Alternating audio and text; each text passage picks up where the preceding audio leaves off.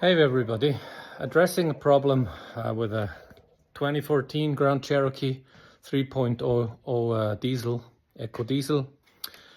You're driving and you get service 4x4, then throttle body control, and then the temperature needle drops to 0. Hence the ventilation goes full speed, and then it falls into limp mode, which means if you accelerate, it will not accelerate really. Well, you could drive mine somewhere between 60 and 80, but it's a pain. You stop somewhere, you turn the engine off, turn it on again, and it's able to drive until the whole thing starts all over again. Here's what I did. Well, first of all, use an OBD reader. Basically any kind. I'm using a Foxwell. I'm not sponsored by Foxwell or anything. And the OBD connector is just underneath the dash next to the handbrake pedal.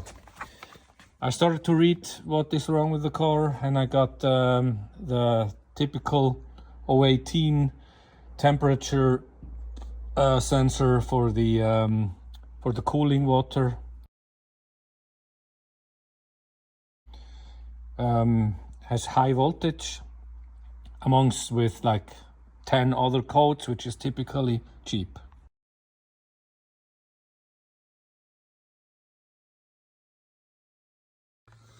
Okay, let's open the dash and check. And I have some good news for you guys with your diesel engine, which is probably the first time you can hear that somebody says, I have good news. Let's open up the hood and take off this plastic piece. And if you look down here, you see the temperature sensor. And all you need to get it out is a 19mm socket, a long one. And then you just basically pop it out. Okay, you can see the tool is already here. And the biggest challenge is going to be getting it out of the engine with a minimum of water streaming out of it. There's hardly anything leaking. Okay, so now that that's done and it's not leaking, the last tip, I put a little bit of tape around it, you know, similar tape like you used to in water systems, so that it wouldn't leak through the thread. I put it back. Make sure not to break off this little plastic clip. You can remove it with a little screwdriver, just pull it out slowly. I have read on forums that people broke that off and eventually paid $800 to fix the whole loom, which is here. Yeah, and let's put this cover back on.